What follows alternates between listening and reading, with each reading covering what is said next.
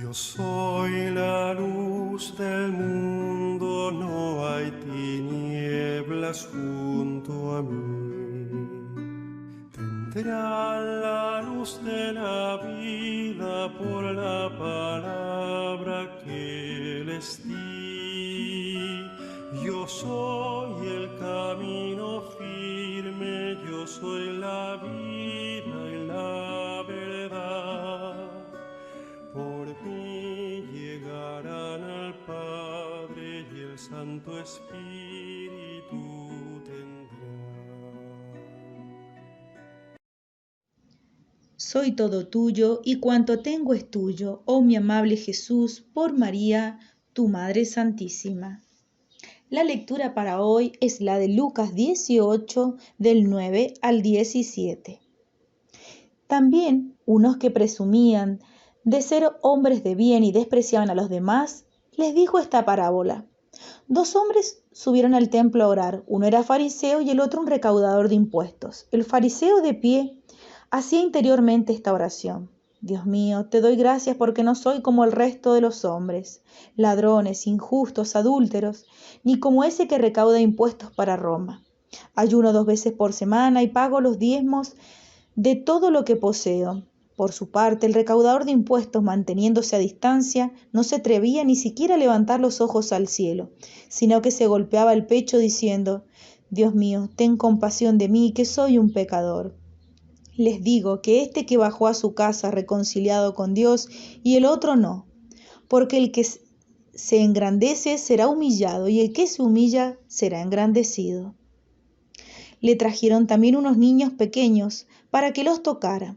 Los discípulos al verlo lo reprendían, pero Jesús llamó hacia los niños y dijo, dejen que los niños vengan a mí y no se lo impidan, porque de los que son como ellos es el reino de Dios. Les aseguro que el que no recibe el reino de Dios como un niño, no entrará en él. Es palabra de Dios, gloria a ti, Señor Jesús. Del libro del Tratado de la Verdadera Devoción meditamos los numerales del 56 al 59. Pero estos servidores esclavos e hijos de María serán fuego encendido, ministros del Señor. Prenderán por todas partes el fuego del amor divino. Serán flechas agudas en mano poderosa de María para atravesar a sus enemigos, como saeta en manos de guerrero. Serán hijos de Leví, bien purificados por el fuego de grandes tribulaciones y muy unidos a Dios. Llevarán en el corazón el otro de amor, el incienso de la oración en el espíritu y en el cuerpo, la mirra de la mortificación. Serán en todas partes el buen olor de Jesucristo para los pobres y sencillos. Para los grandes y ricos y mundanos, orgullosos, serán olor de muerte. Serán nubes tronantes y volantes en el espacio al menor soplo del Espíritu Santo, sin apegarse a nada, ni asustarse, ni inquietarse por nada. Derramarán la lluvia de la palabra de Dios y de la vida eterna. Tronarán contra el pecado, descargarán golpes contra el demonio y sus secuaces, y con la espada de 2 filos de la palabra de Dios traspasarán a todos aquellos a quienes sean enviados de parte del Altísimo. Serán los apóstoles auténticos de los últimos tiempos, a quien el Señor de los ejércitos dará la palabra y la fuerza necesarias para realizar maravillas y ganar gloriosos despojos sobre sus enemigos. Dormirán sin oro y plata, lo que más cuenta, sin preocupaciones, en medio de los demás sacerdotes, eclesiásticos y clérigos. Tendrán, sin embargo, alas plateadas de paloma, para volar con la púrpura intención de la gloria de Dios y la salvación de los hombres, a donde los llame el Espíritu Santo, y solo dejarán en pos de sí en los lugares donde prediquen el oro de la caridad, que es el cumplimiento de toda ley. Por último, sabemos que serán verdaderos discípulos de Jesucristo. Caminarán sobre las huellas de su pobreza. Humildad, desprecio de lo mundano y caridad evangélica enseñarán la senda estrecha de Dios en la pura verdad conforme al santo evangelio, y no a los códigos mundanos, sin quitarse por nada ni hacer acepción de personas, sin perdonar, ni escuchar, ni temer a ningún mortal por poderoso que sea. Llevarán en la boca la espada de 2 filos de la palabra de Dios sobre sus hombros, el estandarte engrandecido de la cruz, en la mano derecha el crucifijo, el rosario en la izquierda, los sagrados nombres de Jesús y María en el corazón, y en toda su conducta la modestia, la mortificación de Jesucristo. Tales serán los grandes hombres que vendrán y a quienes María formará por orden del Altísimo para extender su imperio sobre el de los impios, idólatras y mahometanos. Pero ¿cuándo sucederá esto? Solo Dios lo sabe. A nosotros nos toca callar, orar, suspirar y esperar. Yo esperaba con ansia al Señor. El propósito para hoy, además de meditar la lectura bíblica y el libro del Tratado de la Verdadera Devoción que hemos leído, vamos a combatir la vanidad y la envidia alegrándonos profundamente con la felicidad y los triunfos ajenos. Y voy a tratar de exteriorizar esa alegría. También meditaré Lucas 18:13. Dios mío, ten piedad de mí, que soy un pecador.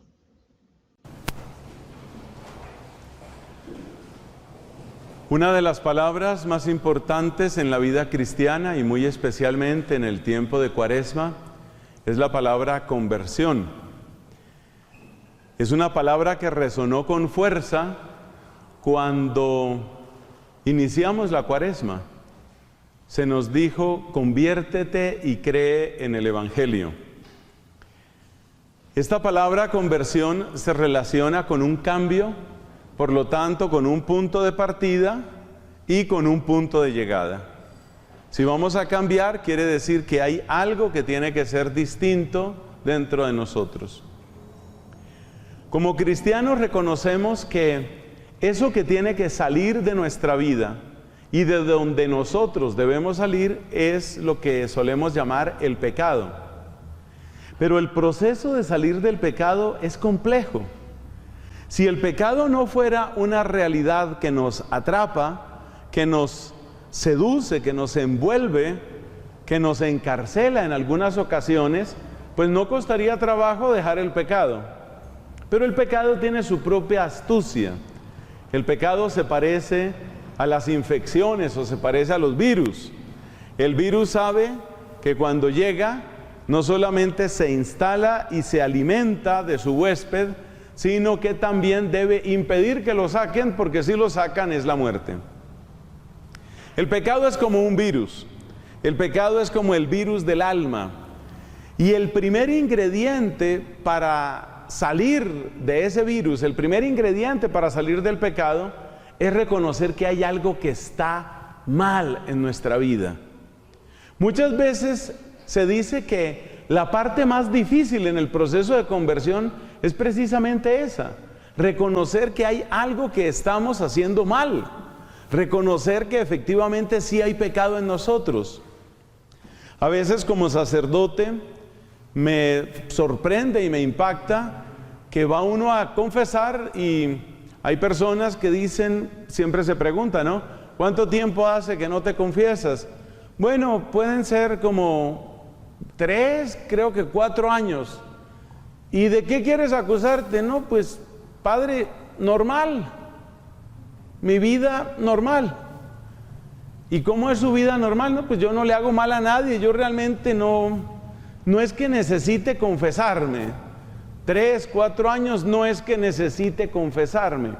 Es decir, que uno de los síntomas del pecado es la falta de arrepentimiento, de conciencia del pecado.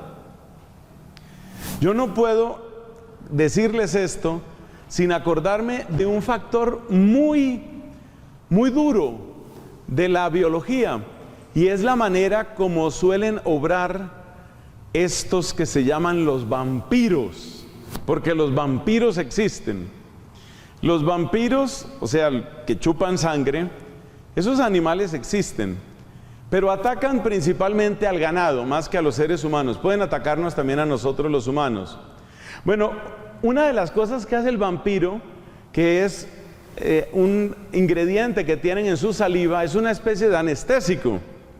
De manera que el vampiro pues produce un pequeño pinchazo que tal vez logra alertar por un instante, pero con ese pinchazo también pone la anestesia. Y además otro ingrediente que tiene en su saliva es un anticoagulante.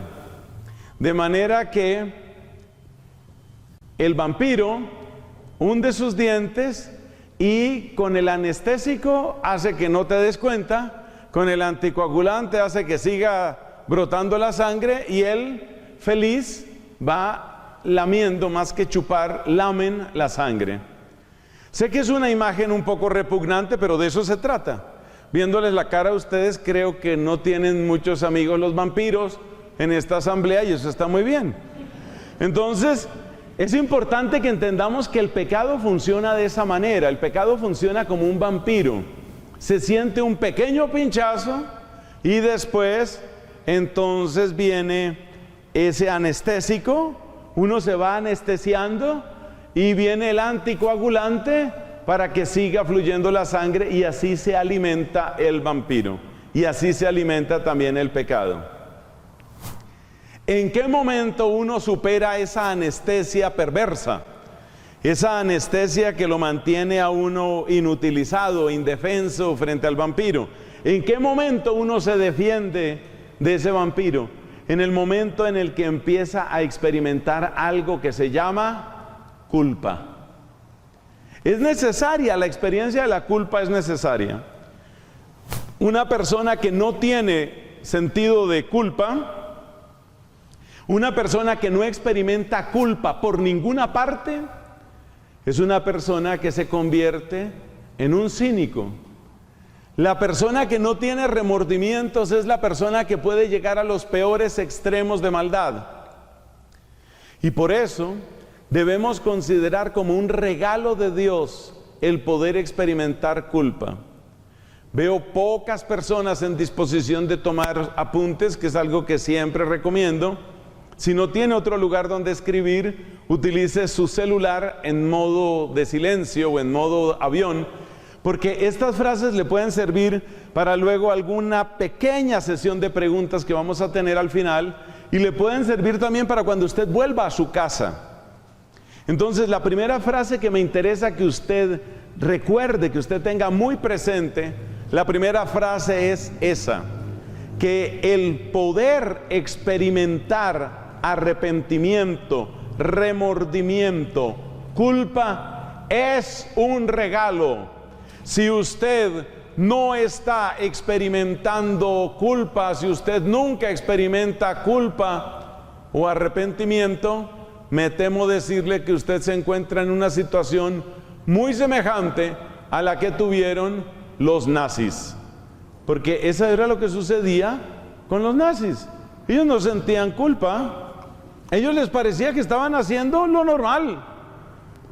Hoy matamos 13,000 judíos, aunque ellos no mataban solo judíos, también polacos, gitanos y mucha otra gente. Entonces, hoy matamos 13,000, perfecto, buen día, fue un buen día y ahora a dormir. Y duerme su noche completa y al otro día otros 10,000, otros 15,000 y a dormir y a comer y tranquilos. Entonces hay que tener en cuenta que la tranquilidad, hay que tener en cuenta que no siempre, esta es la segunda frase que quiero que usted escriba. La primera es: con frecuencia la culpa es un regalo, el sentido de culpa es un regalo. Luego vamos a escribir otras frases. Esa no es toda la verdad, es una verdad. Con frecuencia el sentido de culpa es un regalo del amor de Dios. Y la segunda frase que a nosotros nos interesa es que la persona que no experimenta culpa está lista, está preparada para cometer los peores crímenes, las peores desgracias.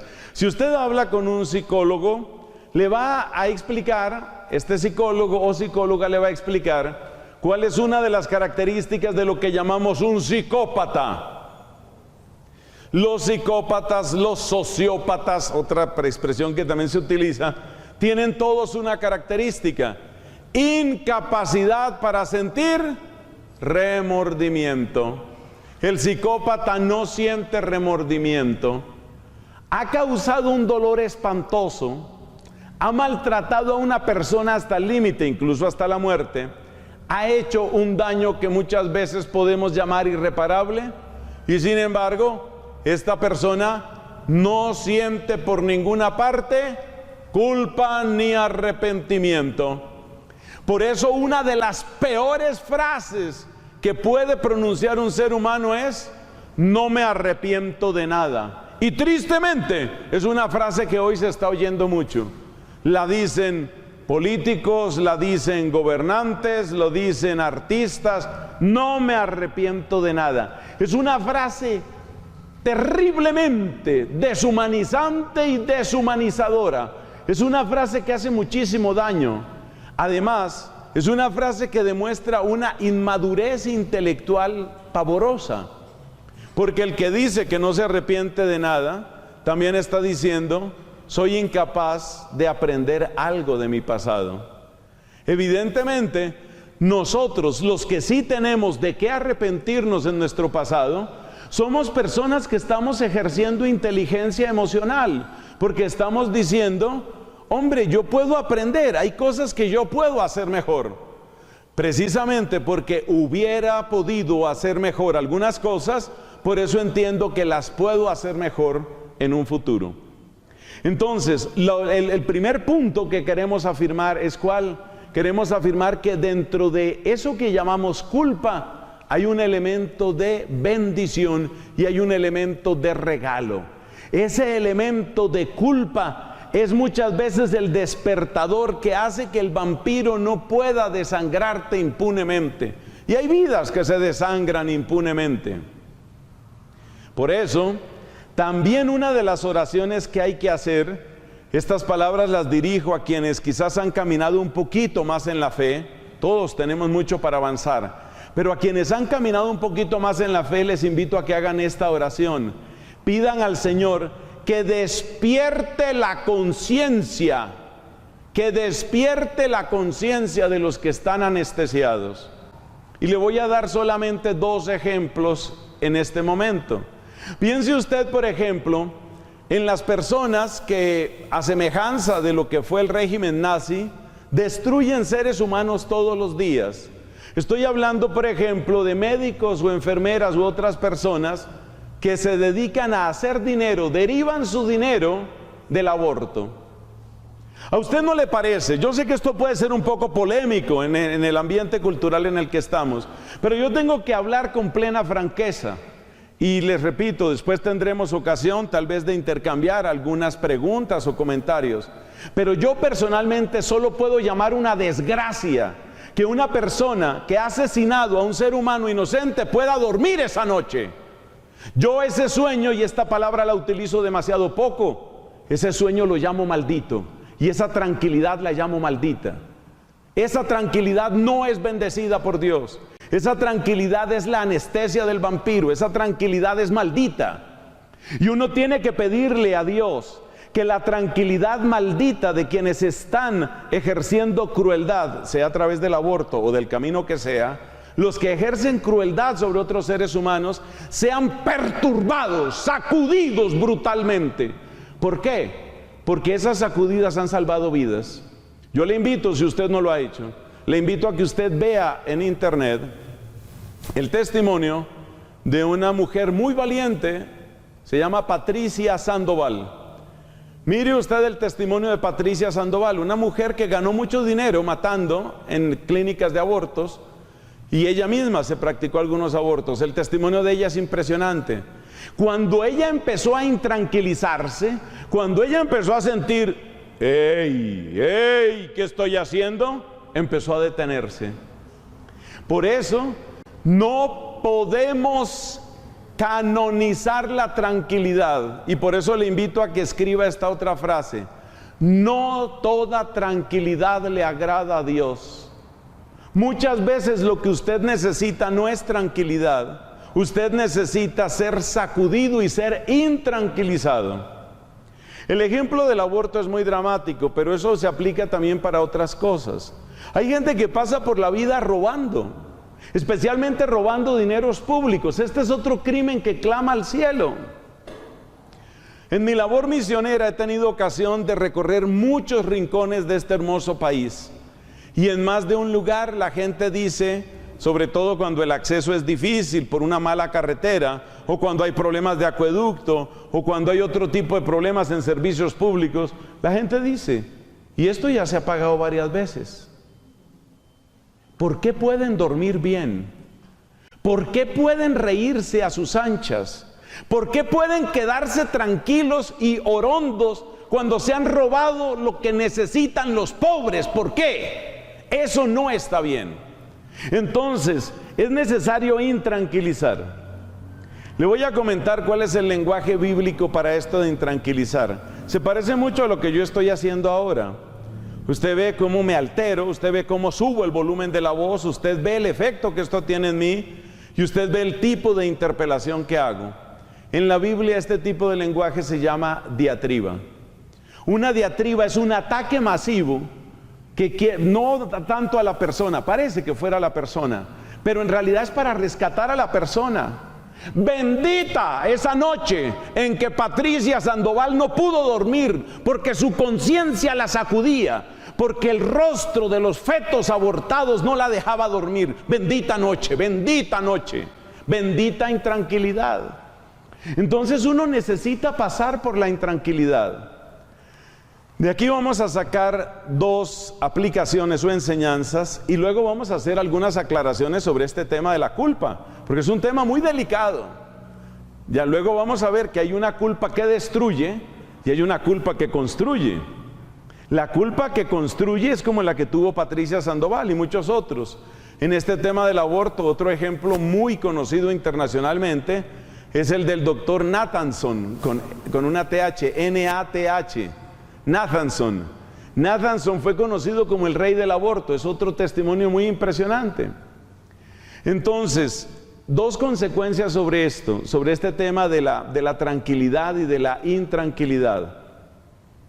Muchas veces la intranquilidad es señal de buena salud moral.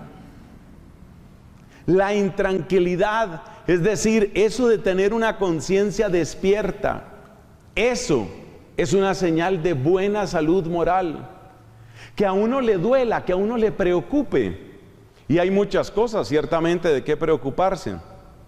Pensemos también en lo que sucede, que es algo que hoy mucha gente tiene presente, en los crímenes ecológicos, en la manera como estamos destruyendo sectores importantes de nuestro planeta. Estamos llevando a la extinción especies enteras.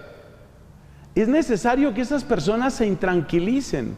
Es necesario que despertemos. Entonces hay una intranquilidad que es buena. Y esa intranquilidad es una bendición. Y esa intranquilidad lleva a conversión. Pero ya vamos a explicar mejor la diferencia entre la culpa que destruye y la culpa que construye.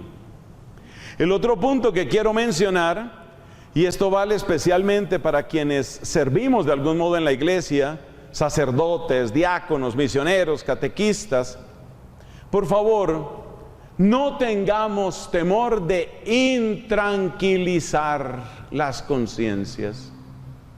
Algunas personas malinterpretan el mensaje de la misericordia como si fuera una especie de cobija blanda para que todo el mundo se quede tranquilo. Entonces aclaremos ese punto. En la misericordia hay dos actos fundamentales. Un acto primero, que es el que nos gusta a todos, se llama acoger. Ese nos gusta a todos. Que yo soy un miserable, que yo soy un criminal, que yo he sido incoherente y me siento, sin embargo, acogido. La acogida, el acoger, es fundamental en la misericordia. Pero si nos guiamos por Cristo, nos damos cuenta que Cristo no se limitaba a acoger. ¿Cuál es el otro verbo importante? Transformar, suscitar y sostener un cambio. A Cristo le llegan vidas en pecado, le llegan vidas destrozadas, le llegan vidas cargadas de heridas y de problemas, y también vidas llenas de culpa. Y Cristo acoge. Cristo acoge a un hombre como Zaqueo, que había dedicado años sustanciales de su vida a robar con permiso del Imperio Romano, pero era robar, sobre todo robar a los más pobres y a los más indefensos. A ellos había robado un hombre llamado Zaqueo. La historia está en el capítulo 19 de San Lucas. Cristo acoge a Zaqueo. Curiosamente, acoge a Zaqueo haciéndose invitar en la casa de Zaqueo. Es algo muy bonito. Cristo se hace acoger en casa de Zaqueo, pero Cristo acoge a Zaqueo. Pero Zaqueo jamás volverá a ser el mismo después de encontrarse con Cristo. Esa es la misericordia. Entonces la gente, algunas personas, quieren que nuestra iglesia sea misericordiosa, pero misericordiosa solo acogiendo, recibiendo, abrazando, arropando. Sí, sí y sí. Ese es un acto fundamental. Pero así como la iglesia está llamada a acoger y proclamar la misericordia, la iglesia también está llamada a suscitar una transformación. Y esa transformación que la iglesia debe despertar, precisamente porque en cierto sentido prolonga la misión de Jesucristo, ese despertar es el mismo de Cristo. Es el mismo despertar de Cristo y es el mismo despertar de la conciencia. Entonces cerramos esta parte introductoria. Cerramos esta parte introductoria con esa conciencia. Mire, ¿qué es lo que hemos dicho? Que el sentido de la culpa puede ser una bendición, que hay una tranquilidad que es maldita, la tranquilidad del que pequé y nada me pasó. ¿Cuál es el problema? Esa tranquilidad es perversa, y yo quiero que usted salga de este hermoso recinto, de esta preciosa parroquia, usted salga con una convicción. La tranquilidad perversa es la tranquilidad del vampiro. Es el anestésico del vampiro. Bueno, vamos a hablar entonces de la culpa que destruye y la culpa que construye. Es un tema muy importante, es un tema apasionante, y hay dos personajes bíblicos que nos van a servir de referencia. Porque tampoco vamos aquí a decir que toda culpa es bendición, ¿no? Hay que distinguir. En las primeras páginas de la Biblia, hacia el capítulo 4, nos encontramos con un hombre llamado Caín. Caín tiene un hermano que se llama Abel. Caín siente envidia de Abel y Caín, pues finalmente se lanza sobre Abel y lo mata y acaba con Abel. Caín es asesino. Dios le reprocha ese crimen. Y Caín se hunde en la culpa, y Caín, hundido en su desesperación por la condición a la que ha llegado, dice: cualquiera que me encuentre me matará. Es decir, que el sentido de culpa que tiene Caín es el de una culpa, oiga estas palabras, sin esperanza. Esta es la palabra fundamental. La culpa que destruye es la culpa sin esperanza. Es la culpa del que solamente se dedica a autocastigarse. Y esto puede llegar a volverse un complejo de culpa. Y la persona está destruyéndose. Entonces, el complejo de culpa, el autocastigarse, la autodestrucción, eso es lo propio de esta culpa que hace daño. Entonces, si usted nota que su sentimiento de culpa se convierte en una espiral que le va atrapando cada vez más, que le va hundiendo cada vez más, que le va ahogando cada vez más, eso no es lo que quiere Dios. Dios no quiere llevarnos a la desesperación. Otro personaje, mucho menos conocido que Caín, es un sacerdote de la época del rey David. Es una historia muy poco conocida, pero es impresionante. Si tiene curiosidad, búsquela. Con internet usted puede llegar a la cita precisa. El nombre de este personaje es muy extraño. Se llamaba Agitofel. con tilde en la O, por supuesto, por la ortografía castellana. Agitofel. Agitofel es un hombre que conspiró contra el rey David. Cuando hubo una división entre los partidarios de Absalón, que era hijo de David, y los partidarios del rey David, Agitofel escogió mal. Agitofel se puso de parte de los sediciosos, de parte de Absalón. Cuando vio que las cosas salían mal, cuando vio que había escogido mal, cuando vio que había fracasado, fue y se suicidó. Otro que tomó el mismo camino del suicidio, más conocido por supuesto, es Judas Iscariote. Entonces, ¿quiénes son las referencias? ¿Quiénes podemos tener como referencias bíblicas de culpa que destruye? Caín, que reniega de su suerte y que solo ve desgracia en su futuro. Agitofel, que siente que tomó una mala decisión y que ya no puede cambiarla y se suicida. Judas Iscariote, que intenta arrepentirse diciendo a los sacerdotes del templo de Jerusalén: entregué a la muerte a un inocente. Y ellos le dicen: ¿y a nosotros qué? Y entonces Judas arroja las 30 monedas y va y se suicida. Entonces, ¿cuáles son las características de la culpa que destruye? La más importante, la que más nos interesa, es que la culpa que destruye es culpa sin esperanza, culpa sin redención. Y las características son la de una especie de espiral descendente, como un remolino que va chupándose a la persona, que va hundiendo a la persona. Esto es muy peligroso, muy, muy peligroso.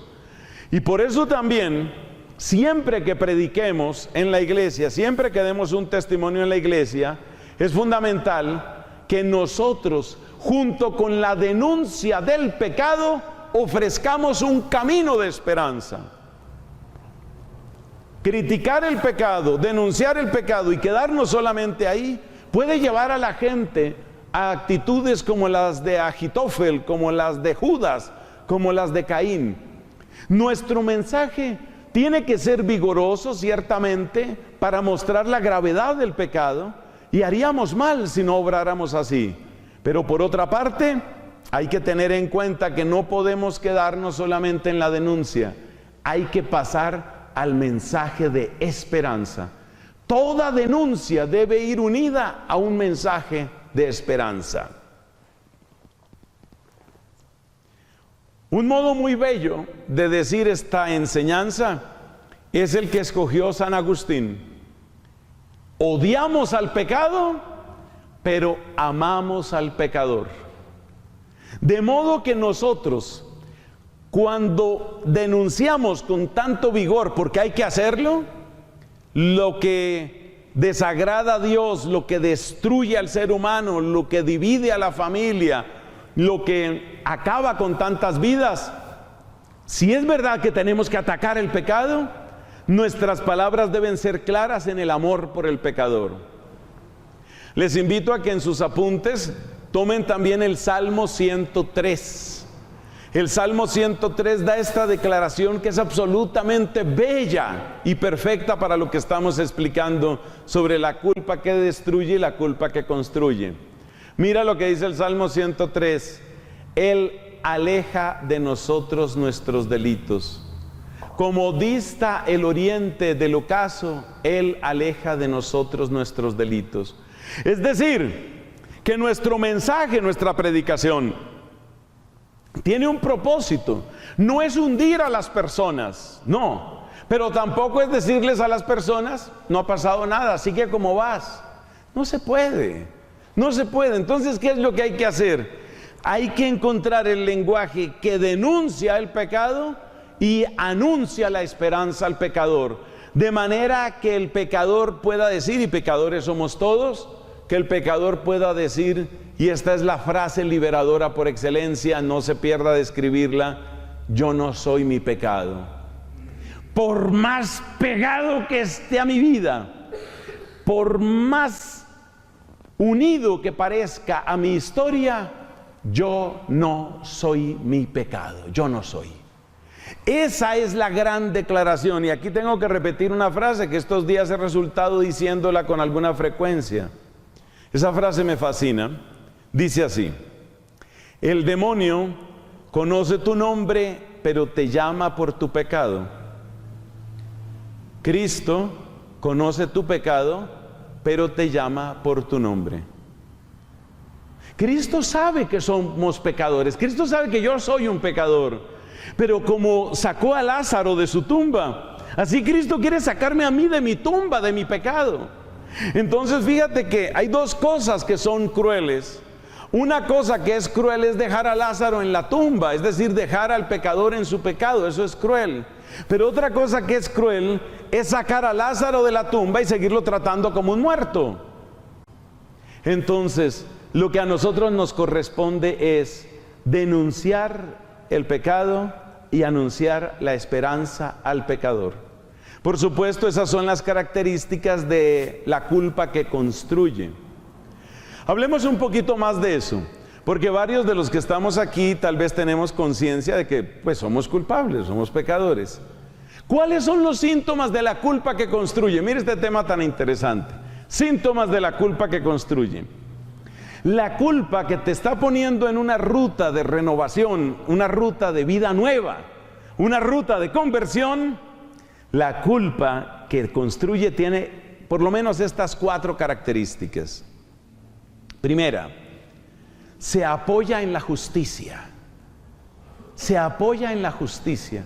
Es decir, se apoya en la percepción de que yo he hecho algo. Vamos a hablar así en primera persona. Yo he hecho algo que rompe el orden de la justicia. Observemos que el orden de la justicia no es el orden de la popularidad, no es el orden de la moda, no es el orden de la opinión pública, no es el orden de la mayoría estadística. La mayoría estadística puede decir que estoy dentro del grupo mayoritario. Todo el mundo miente, yo también miento. Así nunca voy a experimentar la culpa que construye. Entonces, la culpa que construye siempre me pone delante del orden debido, de lo que realmente se debe. No es si hay mucha gente que lo hace, no es si se puso de moda, no es si todos en mi familia somos así, no es si yo tengo una debilidad especial en este sentido. Todo eso pueden llegar a ser atenuantes, pero si no se ha llegado a una percepción de la justicia, es decir, del orden debido, jamás habrá esta culpa que construye, este arrepentimiento que nos pone en una ruta adecuada. Por eso el examen de conciencia, yo tengo que hacerlo de tal manera que yo reconozca cómo estoy ante Dios. Observe que en el Salmo 51, el gran salmo del arrepentimiento, David dice estas palabras: contra ti solo pequé. Claro que David había pecado contra mucha gente, había pecado contra Urías, entre otras cosas porque lo mató. Urías era el esposo de la mujer con la que él se acostó. Esa mujer se llamaba Betsabé. Entonces había abusado de Betsabé, había defraudado a Urías, lo había traicionado y lo había matado, había pecado contra Joab, que era el jefe de su ejército, y al que lo puso para que fuera cómplice del asesinato de Urías. O sea, hubo muchas personas implicadas. Esta historia usted la puede leer en el segundo libro de Samuel, en el capítulo 11. Uno de los propósitos míos en esta reflexión de hoy es que usted se enamore un poquito más de la Biblia. Y ningún tiempo mejor que este tiempo en el que estamos, este tiempo bendito de Cuaresma. Entonces, dése una lectura, segundo libro de Samuel, capítulo 11, por allá usted se encuentra esta historia del rey David y todas las porquerías, porque no hay otro nombre, para no decir groserías, todas las porquerías que hizo David con motivo de su adulterio, traición y homicidio. Pero fíjate, aunque David dañó a muchas personas, involucró a muchas otras personas, tuvo cómplices en varias personas, en el momento de su arrepentimiento, ¿cuáles son sus palabras? Contra ti solo pequé. El orden de la justicia.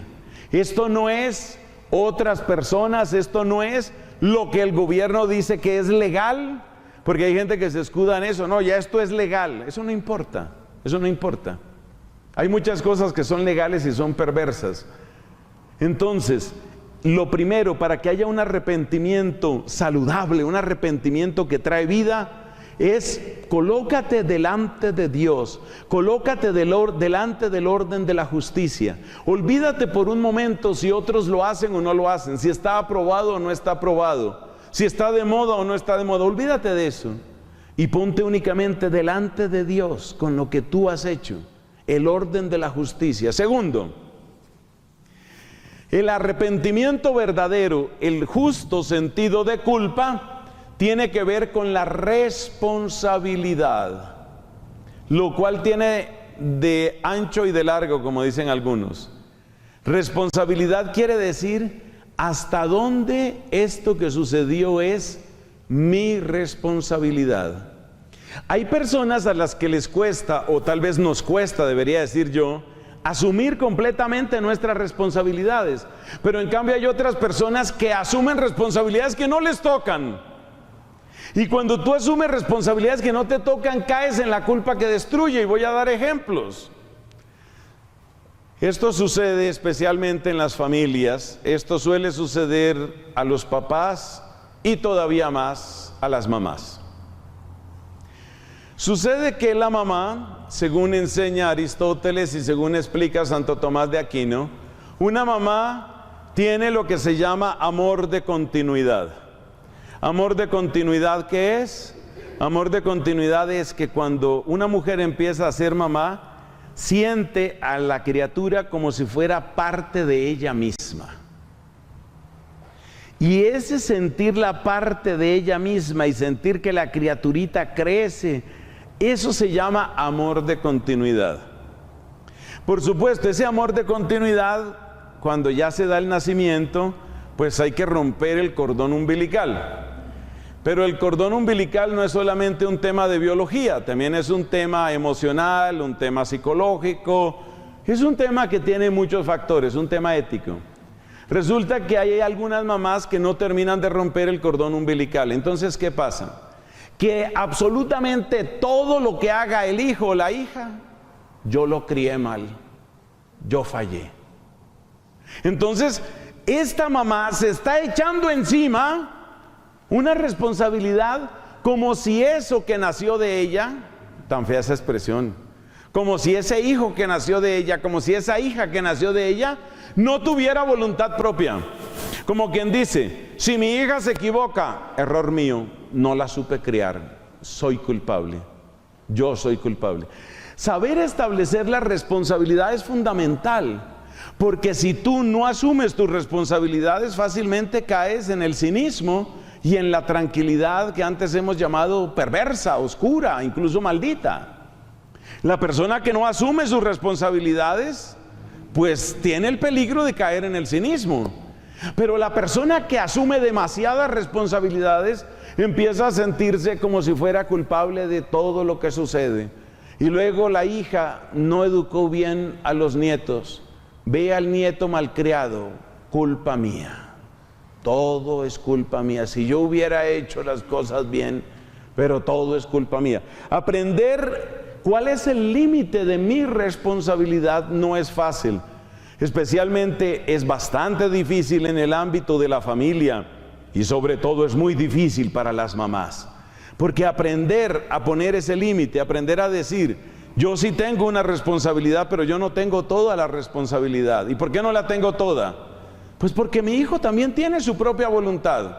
Y si mi hijo tiene su voluntad, quiere decir que puede tomar sus decisiones. Y quiere decir que sus decisiones no dependen solamente de mí. Porque si las decisiones de mi hijo dependieran únicamente de mí, no tendría voluntad. Sería como mi mano, ¿no? Hay por ahí una enfermedad neurológica rarísima en la que los miembros del cuerpo adquieren como propia vida. Es una cosa escalofriante. Pero quitando ese ejemplo que es absolutamente extremo, todos nosotros sabemos que las partes de nuestro cuerpo son nuestras. Entonces yo no voy a decir, mi mano tiene una responsabilidad y yo tengo otra. No. Puesto que la mano no tiene voluntad propia, lo que haga mi mano es responsabilidad mía. Pero tú no puedes tratar a tu hijo como si fuera tu mano. Tu hijo sí tiene voluntad propia. Y quiere decir que en algunas cosas hará sus acciones bien y en otras las hará mal. Y en alguna medida tú puedes tener alguna responsabilidad y en otra medida no tienes responsabilidad. Entonces, para llegar a la culpa que construye, es decir, el arrepentimiento sano, culpa que construye es una expresión muy rara. Si quieres, cámbiala por esta otra: arrepentimiento sano, arrepentimiento saludable. Si tú quieres llegar a la culpa que construye, más conocida como arrepentimiento sano, un punto importante es delimitar exactamente la responsabilidad. Además, hay otro peligro con esto de las responsabilidades, y es que las personas que tienen una tendencia manipuladora extrema juegan con los sentimientos de culpa de los otros.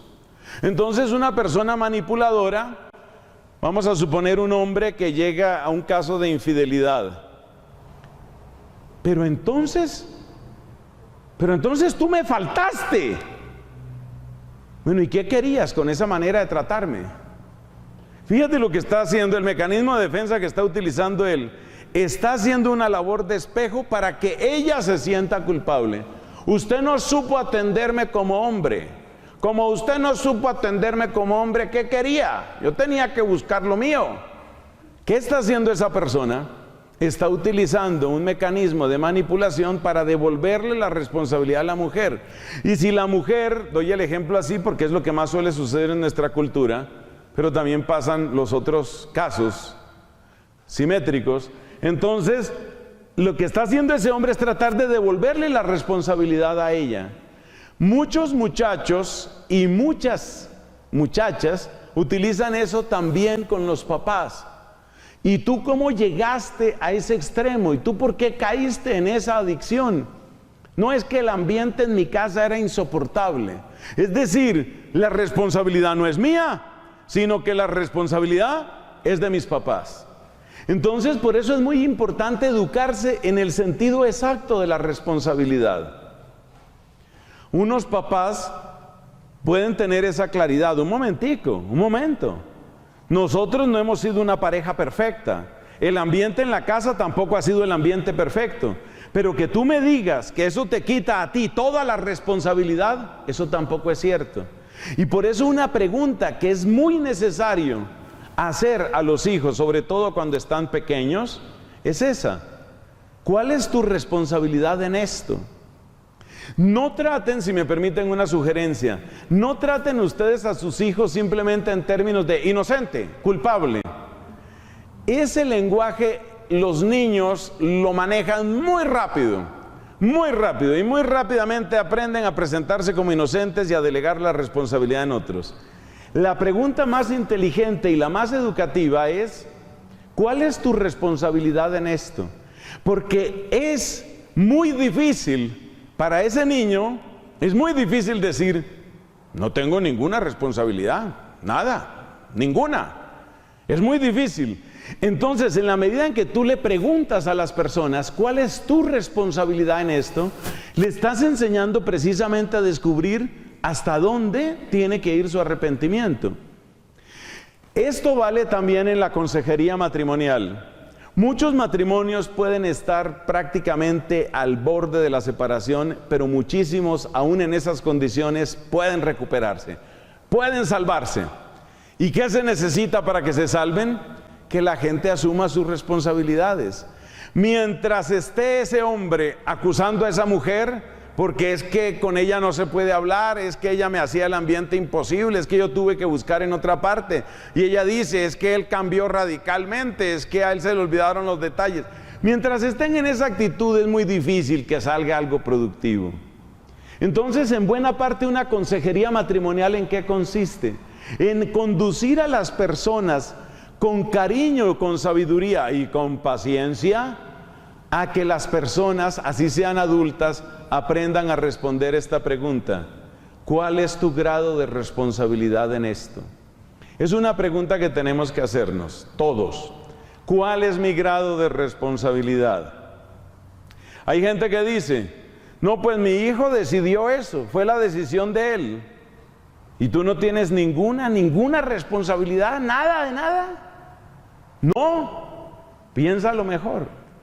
¿Cuál es tu responsabilidad en eso? Y descubriremos que muchas veces sí tenemos responsabilidad. Este tema es muy interesante y también muy exigente, porque esto vale para todos. Por ejemplo, uno de sacerdote. ¿Cuál es mi responsabilidad como sacerdote? A mí me han encomendado una grey de alguna manera. ¿Cuál es mi responsabilidad? ¿Está avanzando el pecado? ¿Están avanzando las sectas? ¿Está avanzando la incredulidad? Un obispo muy conocido en Estados Unidos, obispo auxiliar de Los Ángeles, Robert Barron, dice que en este momento la edad típica de comienzo del ateísmo en los Estados Unidos de América son los 12 años. ¿Qué responsabilidad tenemos nosotros, sacerdotes, padres de familia, en eso? No digamos simplemente, no, pues yo los dejé a ellos que eligieran. ¿Cuál es la responsabilidad? Entonces esa palabra es clave. Tercer punto, para un arrepentimiento sano, un arrepentimiento que no destruye, sino que construye. ¿Cuál es el tercer punto? Lo que llamamos la proporcionalidad. Otra palabra que es muy difícil. Lo contrario de la proporcionalidad se llama ser intenso. No sé si en esta asamblea haya gente intensa, creo que no. Mirando así caras, creo que aquí nadie es intenso, todos son proporcionales. La proporcionalidad, ¿qué es? Es la capacidad de dimensionar, de sopesar, de darle la importancia justa a las cosas. Y en esto también uno se equivoca mucho. Usted se preguntará, bueno, pero ¿yo dónde puedo aprender estos temas? ¿Dónde puedo aprender estas cosas? Mira, en el lugar en el que estás, este es un lugar donde se aprenden esas cosas. El solo hecho de que tú lo preguntes, te ayuda mucho. Pero si quieres avanzar un poco más, yo siempre propondré el catecismo de la Iglesia Católica.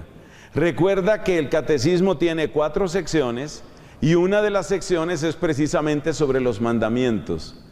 Mira, ese estudio de los mandamientos que se hace en el catecismo de la Iglesia Católica es muy bueno y le ayuda a uno a la proporcionalidad.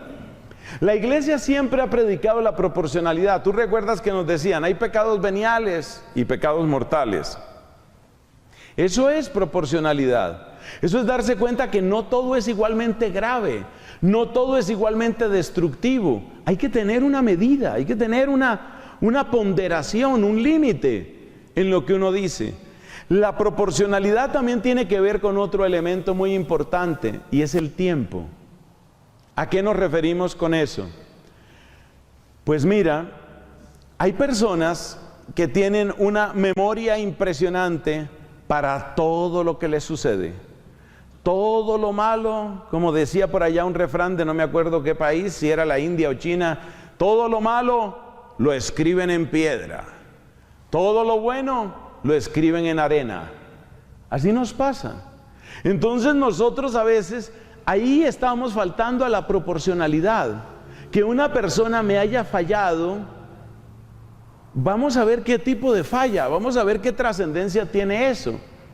Entonces es necesario lo que algunos llaman una mirada de dron. ¿Conoces estos aparaticos que se levantan y dan una visión de conjunto? Antes se decía mirada de pájaro, ahora nos toca ya cambiar el discurso. Dron, mirada de dron. Pues ponle mirada de dron a tu familia, ponle mirada de dron a tu vida, para tener una escala apropiada. Hay una enfermedad espiritual, así clasificada, que se llaman los escrúpulos. La persona que sufre de este mal espiritual de escrúpulos es una persona que considera que todo lo que hace y en todo lo que se equivoca es gravísimo, gravísimo. Y por eso siempre duda, ¿será que me arrepentí lo suficiente? ¿Será que sí estaba debidamente concentrado en la misa? Cuando yo recibí la Eucaristía, ¿sí estaba buscando la gloria de Dios o no la estaba buscando? Yo creo que no la estaba buscando. Es una enfermedad terrible. La persona vive como si una multitud de dedos acusadores todo el tiempo le estuvieran repitiendo: no diste la medida, te equivocaste, otra vez fallaste. Esa persona ¿de qué carece? Proporcionalidad. La proporcionalidad es eso, hay que darle la importancia a lo que tiene. Pero también existe el otro error de proporcionalidad, que es no darle el peso a lo que sí merece tener peso. Muchos papás desconocen el lenguaje de sus hijos o de sus hijas. Ustedes recuerden que una de las epidemias que se está difundiendo por el mundo y que está matando mucha más gente que el coronavirus es el suicidio. Y lo más triste es que muchos papás de muchachos, de chicas, de niños que se suicidan, no vieron venir el problema. Les faltó esta mirada de proporcionalidad. Hay que estar atentos a las palabras, hay que distinguir cuando una palabra es por jugar y no se debería jugar con esas cosas. Hay que distinguir cuando otra palabra es un momento de rabia. Hay que distinguir cuando una palabra es un propósito que la persona tiene. Entonces hay que saber sopesar esas cosas. No es lo mismo una cosa que la otra. Entonces el arrepentimiento tiene que tener una proporcionalidad. Les doy un tip interesante para la confesión que tiene que ver con esto de la proporcionalidad. A veces uno se arrepiente muchísimo de lo que a uno le da más vergüenza. Y a veces uno toma como criterio de dolor por el pecado el nivel de vergüenza que uno siente. La mayoría de los seres humanos sentimos muchísima vergüenza de lo que tiene que ver con el afecto y el sexo. Entonces hay personas que sienten que si se trata de un pecado sexual, es una culpa gigantesca, colosal, estratosférica. Y esa misma persona puede estar viviendo otro tipo de pecados y a esos pecados no les da el peso que debería darles. Me refiero concretamente a lo que implica, por ejemplo, poner en peligro la fe. Muchos católicos no se dan cuenta del peligro en el que ponen su fe cuando se someten a estos asuntos de los mantras. Tú estás poniendo en peligro tu fe, tú estás al borde de prostituir tu fe. Pero como eso no es escandaloso, que una persona diga, padre, no logro desprenderme de la pornografía, qué vergüenza. Sí, siente una gran culpa la persona. Está bien, y es que por supuesto eso está mal. Pero tal vez esa misma persona no se da cuenta que está cometiendo una falta horrible porque está poniendo en peligro su fe con las cosas que hace. Esa misma persona no le ve ningún problema a arreglar los muebles de su casa según los dictámenes del Feng Shui, no le ve ningún problema a encontrar la paz de su corazón con las posiciones del yoga, sabiéndose que los nombres de las posiciones del yoga son nombres de antiguas deidades hindúes, por si no se lo habían dicho. Las posiciones del yoga provienen de dioses hindúes. Y usted por eso se da cuenta que siempre los instructores de yoga insisten en el nombre de la práctica, y que usted lo repita. Son invocaciones de dioses antiguos del panteón hindú.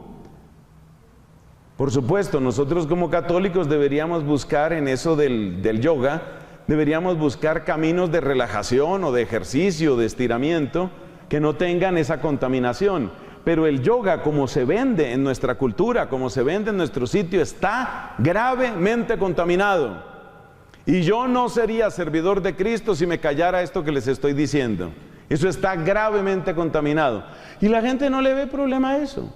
Es más, hay algunas personas que no le ven ningún problema a esterilizarse. Me decía hace poco un amigo, bueno, ya mi hija su hija tendrá 33 años, 35 años, una cosa así. Ya mi hija lleva 3 hijos, yo le dije que se hiciera las trompas. O sea, no le ve ningún problema a la esterilización, él no se va a confesar de eso, él no le ve ningún problema a eso. Eso no aparece en su horizonte. Entonces, fíjate, es falta de formación que produce una falta de proporcionalidad. Por supuesto, no podemos ahora dar aquí un curso de moral, ni aunque fuera sumario y rápido, sobre todos estos temas. Para todos estos temas te remito: Catecismo de la Iglesia Católica, enseñanza de Juan Pablo II, enseñanza del Papa Pablo VI. Nuestro querido Papa Francisco ha llevado otra línea, él tiene otras insistencias, otros acentos, pero en temas de moral, la gente firme son sobre todo Juan Pablo II, Benedicto, Pablo VI, Catecismo de la Iglesia. Aclare sus dudas. Porque a veces usted se está confesando con una vergüenza terrible, que no fue a misa un domingo, y está bien que lo confiese, pero no está confesando, por ejemplo, que usted nunca le dio importancia a la formación religiosa de sus hijos.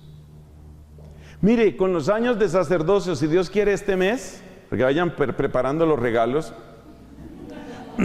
este mes yo cumplo 28 de ordenación sacerdotal. ¿Usted cree que en 28 años yo solo he escuchado a 2 personas, 28 años confesando gente, y solo le he escuchado a 2 personas que se arrepienten de no haber formado a sus hijos en la fe? Y no me acuerdo una sola persona que se haya confesado por faltar a sus responsabilidades de solidaridad social, de equidad social. Decía el Papa Juan Pablo II, sobre toda propiedad privada pesa una hipoteca social. Todos tenemos responsabilidad en mejorar la condición de los más necesitados. ¿Quién se acusa de eso? Nada. Pero la gente sí siente terrible vergüenza de haber faltado a misa un domingo, y está bien que lo confiesen, yo no digo que eso no sea pecado. Y terrible vergüenza de todo lo que sea sexo, eso sí, una vergüenza terrible. Entonces la proporcionalidad, mis amigos, la proporcionalidad es tener esa dimensión, tener esa claridad, de manera que uno sepa realmente, uno tenga claro realmente, hombre, las cosas tienen este peso, no le puedo dar demasiado peso a lo que no lo tiene. Y por último, llevamos 4 características, hemos mencionado 3.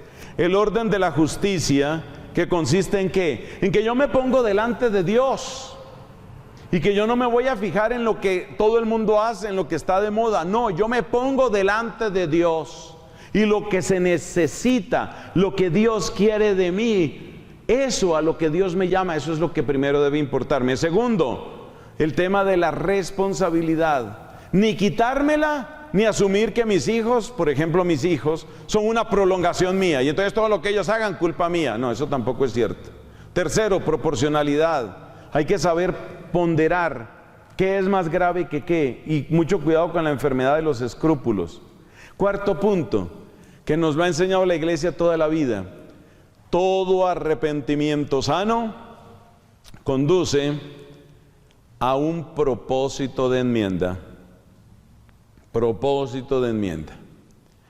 Si no hay propósito de enmienda, que puede ser quizás débil al principio, precisamente pues el pecado nos debilita. Entonces tal vez el propósito de enmienda que uno tiene es muy humilde, y uno dice, sí, voy a poner todo de mi parte. Sé que soy pequeñito, sé que me cuesta trabajo, pero voy a poner de mi parte. Ese ya es un propósito de enmienda. Lo grave es cuando la persona dice, así voy a seguir. O cuando la persona dice, yo soy así, ¿y qué? Bueno, dediquemos unos últimos minutos a hablar de la parte del perdón. Es más sencillo entrar en esta parte después de todo lo que hemos comentado sobre la culpa. Hemos visto que la culpa, el sentido de culpa puede ser una bendición. Hemos visto que la tranquilidad puede ser una maldición. Hemos visto que hay una culpa que destruye, que es la que queda sin esperanza. Y hay una culpa que construye, que tiene 4 características, que son justicia, responsabilidad. ¿Cuál es la tercera? Proporcionalidad. Y la cuarta, propósito de enmienda, sentido de enmienda. Ahora hablemos del perdón. Observemos que el perdón tiene algo de absurdo. Tiene algo de absurdo. ¿En qué sentido? En que el perdón deja las cosas, podríamos decir, como quedaron en el pasado. Esto es algo muy extraño, lo del perdón. Y hay muchas sociedades que no conocen el concepto de perdón. Es interesante ver en el Antiguo Testamento que el perdón de Dios es algo que está claro, y que Dios perdona está claro. Pero en el Antiguo Testamento no está tan claro el perdón de una persona hacia otra. Este dato es interesante, porque prácticamente el que viene a predicar el verdadero perdón de un ser humano hacia otro ser humano, cuando realmente ha habido herida, ha habido daño, el que viene a predicar eso realmente es Cristo. Le voy a dar un ejemplo para mí muy impresionante. Hace unos meses me puse en la tarea, bendito sea Dios, estoy tan feliz de haber podido adelantar eso, Él me lo concedió, en la tarea de leer y grabar toda la Biblia. Ese proyecto se llama 365 días para la Biblia. Usted lo puede encontrar, por ejemplo, en la página web de este servidor de ustedes. Si usted entra a fraynelson.com, usted mira ahí en el menú principal y ahí aparecen las lecturas. Y Dios me permitió leer la Biblia completa y grabarla. Bueno, eso me sirvió muchísimo. Yo estoy feliz, agradecido con Dios hasta el fondo de mi alma. Y una de las cosas bonitas fue redescubrir la Biblia. Porque le cuento una cosa, si usted viene a misa todos los días, que tal vez algunos de ustedes son así muy entusiastas de la Santa Misa, si usted viene a misa todos los días, ¿qué proporción de la Biblia cree usted que alcanza a leer, o mejor dicho, a escuchar? ¿Y qué proporción considera usted que no alcanza a escuchar? Y le estoy hablando de los católicos más fervorosos. Un católico que vaya a misa todos los santos días, ¿cuánto de la Biblia se le queda sin leer? Pues le cuento que la proporción es grande.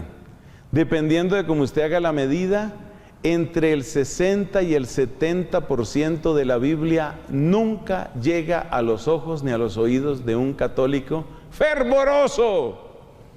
Ese católico que va a misa todos los días, ese católico que todos los días consulta las lecturas, si no puede ir a la misa, mira las lecturas, ese católico morirá sin haber oído o leído cerca del 60 o 70% de la Biblia. Esa es una cifra que a mí me impacta y es una cifra bastante real.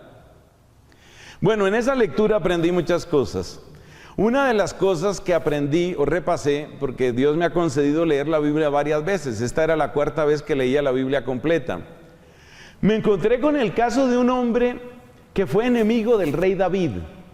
Ese hombre se llamaba Semeí.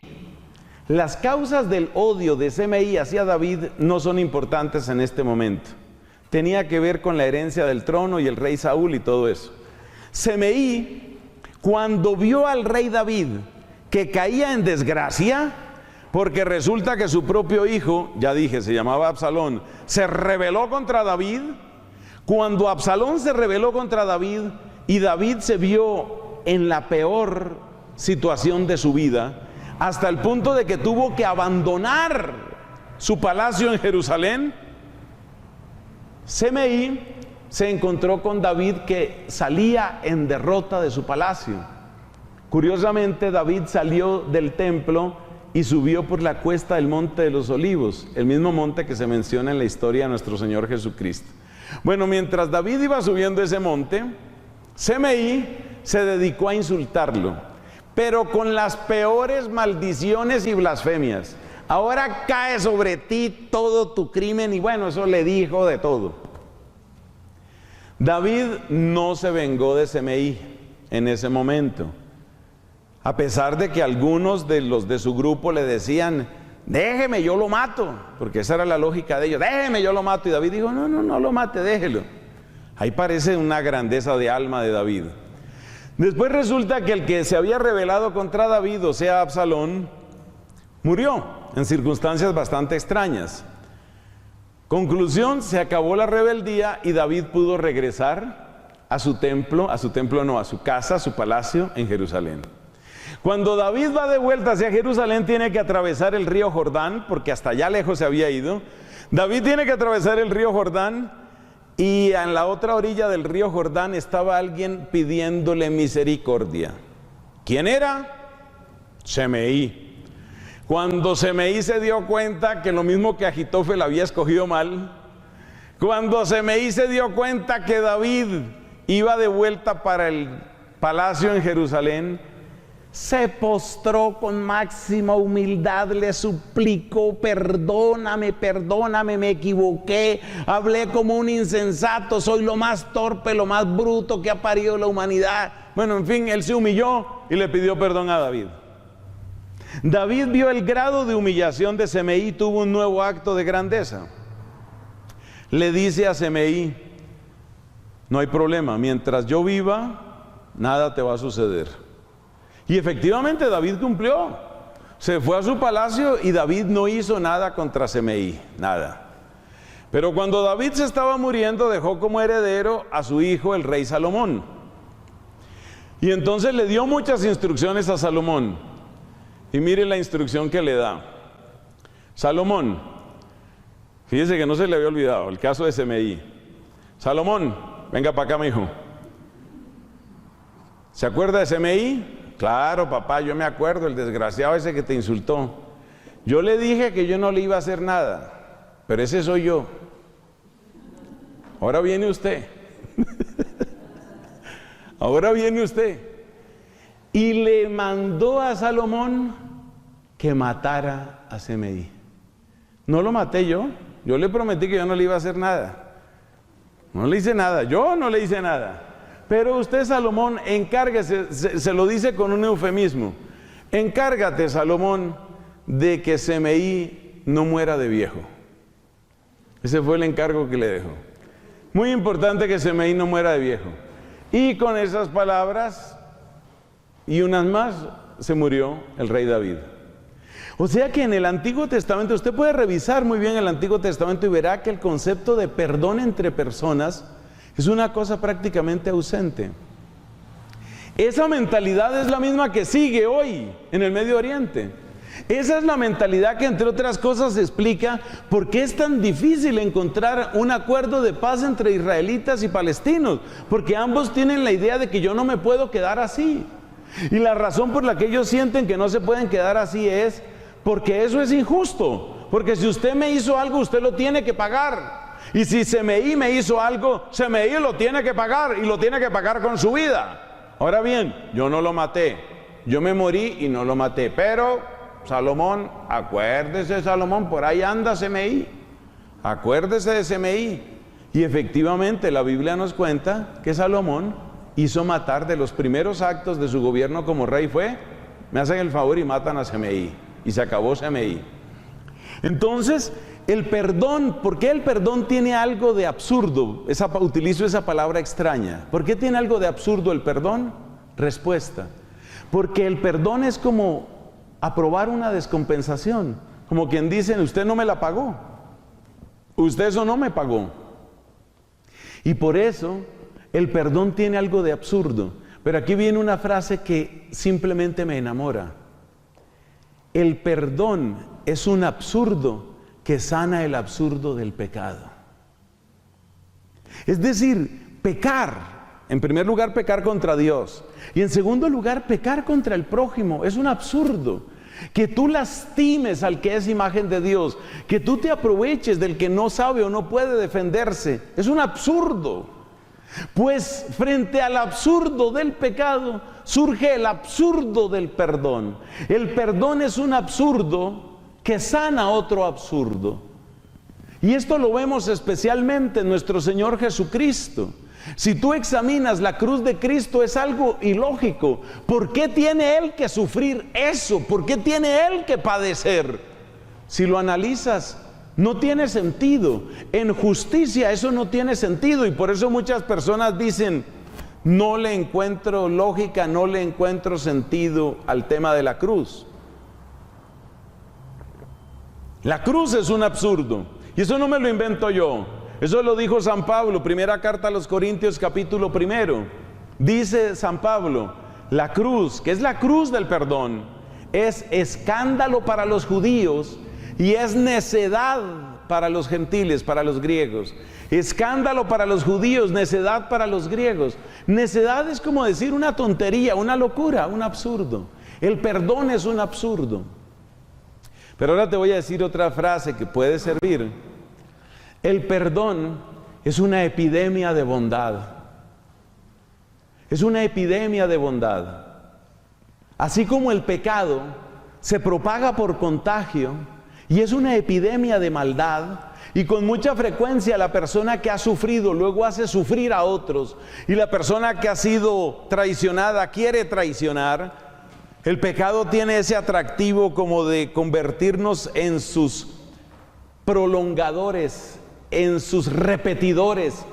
Pues así como el pecado crea una especie de tsunami de maldad, el perdón es un tsunami de bondad. Y el lugar donde ese tsunami ha entrado en la historia humana es la cruz.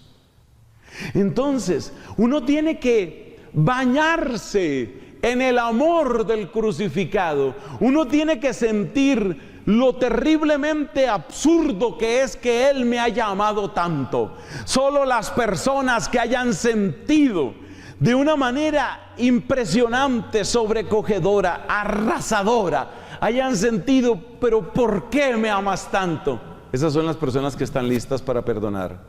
Es decir, solo el absurdo de un Dios que perdona produce después el absurdo de hombres y mujeres capaces de perdonar. Sin embargo, hay algo muy bonito en el perdón, y es que el perdón es un acto de amor. Y óyeme esto, es en primer lugar un acto de amor a ti mismo, a ti misma. Porque la persona que no perdona es la persona que está conservando dentro de su corazón un poco de veneno para el momento apropiado. El resentimiento, el deseo de venganza, la acusación permanente, la discusión que no acaba, te destruyen a ti. Una vez hablaba con un psicólogo sobre los daños que producen los divorcios, las separaciones. Todos somos conscientes del daño tan grande que se produce, por ejemplo, en los niños. Todos lo sabemos. Pero es muy interesante analizar lo que sucede en la pareja. Y este psicólogo me daba este dato que me impactó mucho. De lo que más hace daño en una separación es la discusión que no acaba. Me decía él, he tratado personas que llevan meses, incluso años de separación, y todavía en su cabeza siguen discutiendo. O sea, es un desgaste de energía bárbaro. ¿Y por qué la persona sigue discutiendo? Porque sigue reviviendo aquellos insultos, intercambios de palabras, acusaciones mutuas. Y a veces incluso no solo sienten rabia hacia la otra persona, sino que sienten rabia hacia sí mismos. Yo, ¿por qué no le dije? Debió decirle, era el momento para haberle dicho. Y agarran el celular y les tiembla el dedo, solo para decirle lo que le ha debido decir. Entonces fíjate que esos son desgastes y pérdidas tuyas.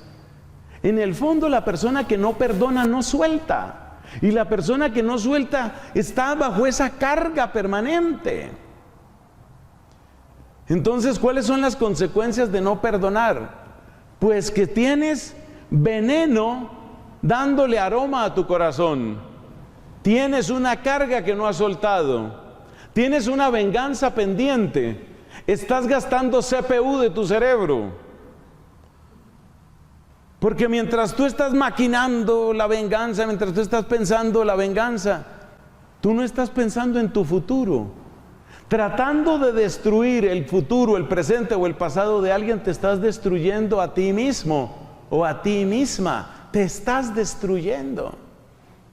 Entonces, aunque el perdón en cierto sentido es un absurdo, porque es como aprobar algo que queda descuadrado o injusto, el perdón también es un acto tremendo, pero tremendo de sensatez.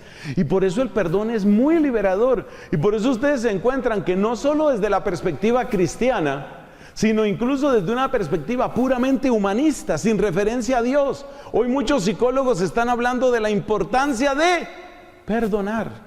Porque perdonar libera, porque perdonar es soltar, porque perdonar es darte el permiso de empezar a escribir un nuevo capítulo. Si tú, 18 meses, 35 meses, después de haber roto con esa persona, todavía tienes aquí las últimas 23 discusiones, y tú sigues pensando cómo había que ganar la discusión, entonces fíjate que tú estás perdiendo tu vida. El caso más dramático para mí es el de las personas que todavía conservan sentimientos oscuros hacia personas que ya se murieron. Es decir, ni siquiera vale lo del celular. Espero que no vayan donde un medium, pues. Dígale que le mando a decir. Entonces, dése cuenta hasta dónde llegamos. El perdón libera. Vamos a terminar con el tema de los perdones fáciles y los perdones difíciles. Este es un tema nuevo con el que me he encontrado hace poco y que me gustó mucho. Entonces, como ustedes se encontraron conmigo, yo con ustedes, después de que lo aprendí, ahora les toca a ustedes oírlo. El perdón fácil y el perdón difícil. Es que es un tema un mini tema, ¿no? Es un mini tema muy educativo, esto del perdón fácil y el perdón difícil. Porque es que, claro, uno como sacerdote todo el tiempo está tratando con este tipo de situaciones y personas que sufren porque no logran perdonar y todo eso. Y resulta que un dato muy importante es que hay gente que no logra perdonar porque está esperando que le llegue el perdón fácil o está esperando que perdonar pueda ser fácil. ¿En qué sentido? ¿Qué es un perdón fácil? Le voy a describir el perdón fácil. El perdón fácil es un sueño maravilloso que uno quisiera encontrarse sobre esta tierra. ¿Cómo es el perdón fácil? Es fácil perdonar cuando usted recibe una compensación, cuando hay un reconocimiento, cuando hay una explicación lógica y cuando el impacto no es muy grande. Esas son las 4 características del perdón fácil. Se las repito. Es muy fácil perdonar cuando hay una compensación, ¿cierto? Cuando la persona reconoce, hay un reconocimiento, la persona reconoce. Entonces, o vamos a decirlas en orden cronológico, cuando hay reconocimiento, cuando hay explicación, cuando hay compensación y cuando hay bajo impacto. Las pude decir en orden, se las repito. Para los que están copiando, que eso me encanta porque usted llévese esto, que esto le sirve. Las 4 características del perdón fácil, que es el perdón soñado, el perdón que uno quisiera poder dar. Uno dice, no, ese sí, ese es el que yo quiero. 4 características del perdón fácil, otra vez. Hay un reconocimiento, o sea, me admitió. Segundo, hay una explicación. Hasta cierto punto se le puede disculpar. Tercero, hay una compensación. Me hizo daño por un lado, pero por otro lado salí ganando. Y cuarto, el impacto no fue muy grande. Ese es el perdón. Mire, no, ese perdón, eso es Alicia en el País de las Maravillas. Ese es el perdón que uno quisiera. Ese perdón es facilito, ese perdón le hace sentir a uno grande, le hace sentir a uno bueno. Ese es el perdón que le hace sentir a uno magnánimo y decir, te perdono, plebeyo. En ese momento uno se siente grande y se siente bueno. Para perdonar así uno se siente bueno. Pero sabes una cosa, el problema está en que esas 4 características no suelen darse. Y ahí es donde a uno se le empieza a complicar el perdonar. ¿Qué hago para perdonar si la persona no reconoce? ¿Qué hago para perdonar si no hay ninguna justificación, ni explicación, ni atenuante? ¿Qué hago para perdonar si no hay ninguna compensación? ¿Y qué hago para perdonar si el impacto no fue bajo, sino alto, altísimo? Mejor dicho, me arruinó la vida. Es que, mire, donde yo me encontrara mire, es que yo debiera encontrarlo así en algún lugar, pero así, solito.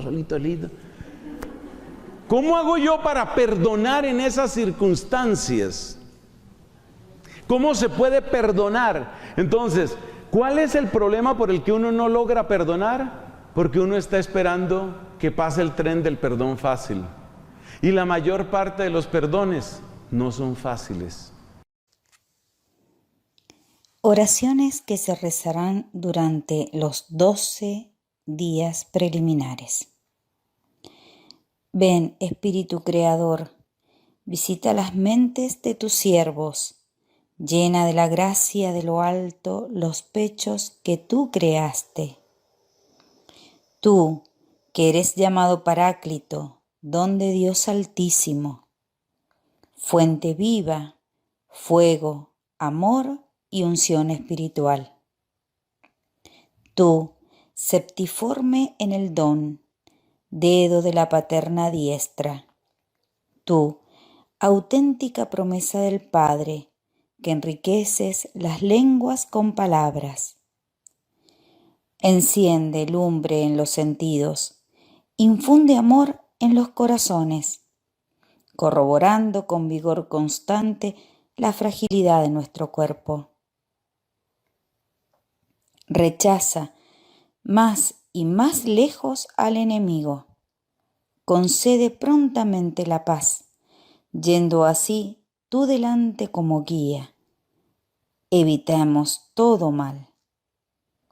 Haz que por ti conozcamos al Padre y conozcamos también al Hijo, y por ti, Espíritu de entrambos, creamos en todo tiempo. A Dios Padre sea la gloria, y al Hijo, que entre los muertos resucitó, y al Paráclito, por los siglos de los siglos. Amén. Salve, estrella del mar, Madre que diste a luz a Dios, quedando perpetuamente virgen, feliz puerta del cielo. Pues recibiste aquel ave de labios de Gabriel, ciméntanos en la paz, trocando el nombre de Eva. Suelta las prisiones a los reos, da lumbre a los ciegos, ahuyenta nuestros males, recábanos todos los bienes. Muestra que eres madre, reciba por tu mediación nuestras plegarias. El que ha nacido por nosotros se dignó ser tuyo. Virgen singular, sobre todos suave, haz que libre de culpa seamos suaves y castos. Danos una vida pura, prepara una senda segura, para que, viendo a Jesús, eternamente nos gocemos. Gloria sea a Dios Padre, honor a Dios Altísimo y al Espíritu Santo, a los tres un solo honor. Amén. Proclama mi alma la grandeza del Señor, se alegra mi espíritu en Dios mi Salvador, porque ha mirado la humildad de su esclava. Desde ahora me felicitarán todas las generaciones, porque el Poderoso ha hecho obras grandes en mí, y su nombre es santo. Y su misericordia llega a sus fieles de generación en generación, sobre los que le temen. Él hace proezas con su brazo, dispersa a los soberbios de corazón, derriba del trono a los poderosos y enaltece a los humildes. A los hambrientos los colma de bienes y a los ricos los despide vacíos. Acogió a Israel su siervo, acordándose de su misericordia, como lo había prometido a nuestros padres, en favor de Abraham y su descendencia para siempre. Gloria al Padre, y al Hijo, y al Espíritu Santo, como era en el principio, ahora y siempre, por los siglos de los siglos. Amén.